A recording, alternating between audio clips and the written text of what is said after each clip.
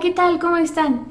Mi nombre es la doctora Karen, Katy para los cuates, y vamos a esta sección que se va a llamar Medicina para la vida y para el examen. Espero que les sea de utilidad. Y el día de hoy vamos a ver un diagnóstico diferencial de que existe ansiedad generalizada. Tengo miedo, tengo miedo, no voy a tener confianza, tengo miedo. Vale, entonces la finalidad de revisar este tema es que aprendas a canalizar a tu paciente en base a los síntomas que esté presentando. ¿Por qué vamos a presentar dos enfermedades tan contrastantes? Mientras que una tiene componentes psicosomáticos, que es la ansiedad generalizada, la otra pertenece a la especialidad de cardiología. ¿En qué se parecen? Bueno, pues como sabemos, ambas enfermedades pueden cursar con sintomatología vagal. Es decir, pueden desencadenar una respuesta de alerta que puede darnos un cuadro clínico bastante similar. De ahí la importancia que nosotros sepamos identificar a ese paciente para poderlo canalizar con efectividad al tratamiento que le corresponde. Pero más allá de eso, recuerda que también en los exámenes, sobre todo en el examen nacional, vas a encontrar preguntas seriadas. Entonces, si no identificas bien esos signos y síntomas de la patología que estás pensando, entonces tanto tu tratamiento como tu seguimiento van a estar incorrectos. Entonces, bueno, vamos a ver cómo podemos diferenciarlo.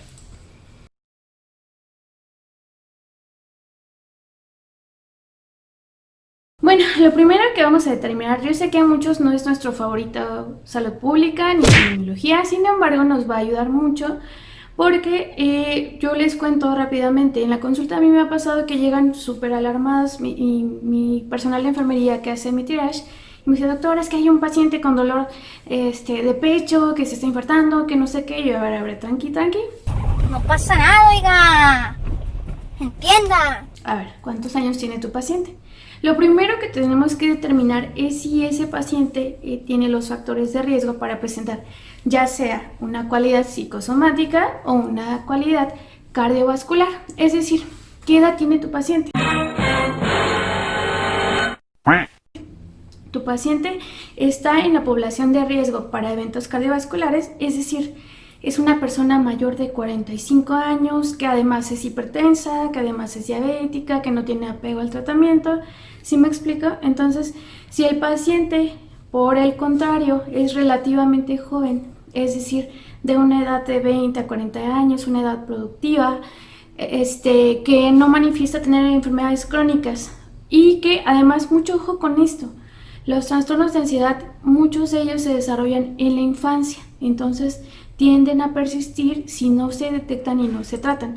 Pero mientras que un paciente es crónico o un paciente tiene antecedentes crónicos, que es el que va a presentar mayor riesgo de eventos cardiovasculares, el otro paciente tiende a ser más joven. Entonces, los trastornos de ansiedad generalizada son los que comparten características de miedo excesivo, así como alteraciones conductuales asociadas. El miedo, por su parte, es una respuesta emocional a una amenaza inminente, real o imaginaria, mientras que la ansiedad es una respuesta anticipatoria a una amenaza futura, es decir, que los pacientes reconocen que quizás no tiene explicación en ese momento esa angustia o esa desesperación que están sintiendo, sin embargo, se somatiza. ¿Qué quiere decir que se somatiza? Que como van a empezar a activar el sistema de alarma, que esta es una vía que tú ya conoces, que se activa y se genera cortisol, y esto a su vez genera otras sustancias, aumenta la adrenalina, noradrenalina, y todo esto empieza a causar la sintomatología que precisamente necesito que identifiques bien, porque hay muchas cosas que se van a parecer a un evento cardiovascular. ¿Es un qué? ¿Un qué? No. ¿Cómo cuáles? Bueno, pues por la misma angustia que está sintiendo el paciente va a ver una preocupación excesiva, va a sentirse como al límite, dificultad para concentrarse, va a haber tensión muscular y esto va a hacer a su vez que haya cefalea tensional, agitación, inquietud psicomotriz, temblores, incapacidad para relajarse e incluso para hacer sus actividades diarias o para laborar. Va a haber hiperactividad vegetativa que se traduce en mareos, sudoración, taquicardia, taquipnea, y es aquí cuando necesitas hacer el diagnóstico adecuadamente, revisar al paciente, porque la taquicardia con la taquipnea o estos síntomas que se empiezan a asociar a respuestas vagales es lo que se va a parecer mucho a el cuadro cardiovascular. Va a haber molestias epigástricas, que también es algo que se presenta en el cuadro cardiovascular, y a veces puede haber alteraciones del sueño. Mientras que el contraste, el síndrome coronario, son entidades diferentes y por supuesto que aquí el síndrome coronario nos importa mucho porque tu paciente se puede llegar a infartar o incluso te puede llegar infartándose. La forma dolorosa, en este caso el síndrome coronario agudo, es el típico paciente que llega con dolor de pecho, dolor precordial, que por lo general tiene ya 20 minutos o más de evolución, que aparece en reposo o en el ejercicio, no se alivia totalmente con la medicación que ellos suelen tomar o con nitratos, y no se modifica este dolor con movimientos musculares, ni respiratorios, ni con la postura, ¿vale? Ahora, ¿por qué se parece mucho al cuadro de ansiedad? Porque el paciente dice que algo le aprieta, que algo lo oprime, es un dolor opresivo, pesa, que siente que se ahoga, que arde o quema, pero la intensidad del dolor puede ser variable, ¿no? Tenemos a esos pacientes seniles que van a decir que es un dolor moderado, o tenemos otros pacientes crónicos que van a referirlo como un dolor muy punzante de intensidad severa. Ok, y entonces tenemos que en este caso la clave es que aquí en el dolor precordial por algún signo o síntoma coronario, el dolor se va a irradiar, por lo general puede irradiarse a mandíbula, al hombro, a la muñeca o hacia la espalda. Entonces la irradiación puede ser un punto que te dé una pista para saber si estás cursando con algo coronario o si es algo de ansiedad, ¿vale?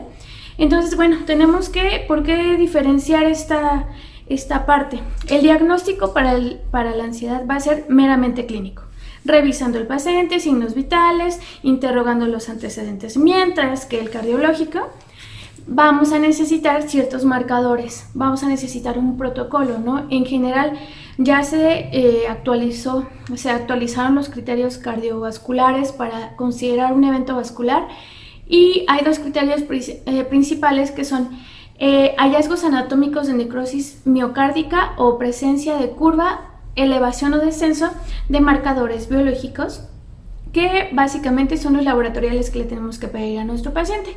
Entonces vas a pedir los marcadores, la troponina, la CK-MB, y vas a pedirle obviamente el protocolo cardio, que es el electrocardiograma, para ver si hay algún desplazamiento del segmento ST. Bueno, obviamente de que tú sepas diferenciar estos dos cuadros depende de la integridad de tu paciente. ¿Por qué? Porque el de ansiedad generalizada te puede esperar un poco, es decir, puedes darle lo del tratamiento sintomático, que sería de primera elección alguna benzodiazepina, y para largo plazo una psicoterapia con medicamentos ansiolíticos, ¿no? O medicamentos antidepresivos, pero digamos que esta terapia puede esperar, mientras que la terapia cardiovascular no puede esperar. Ahí sí necesitamos, acuérdense que yo siempre les digo, la mnemotecnia, que es mona. Necesitamos morfina para calmar el dolor, necesitamos oxígeno suplementario, necesitamos los nitratos.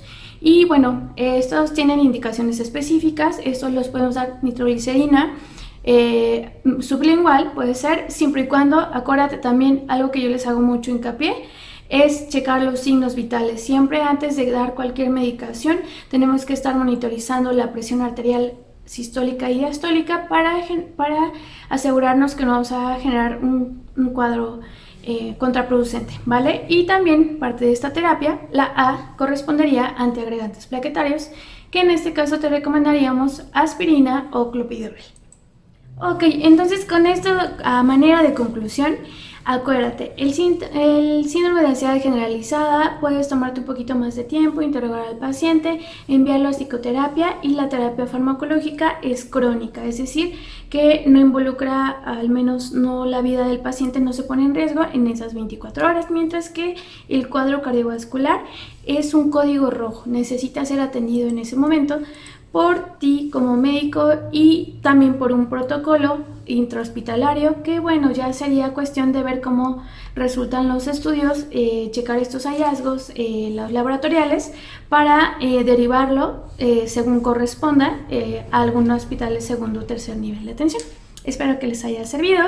Esto es todo por este video y mándenos sus comentarios. Hasta la próxima.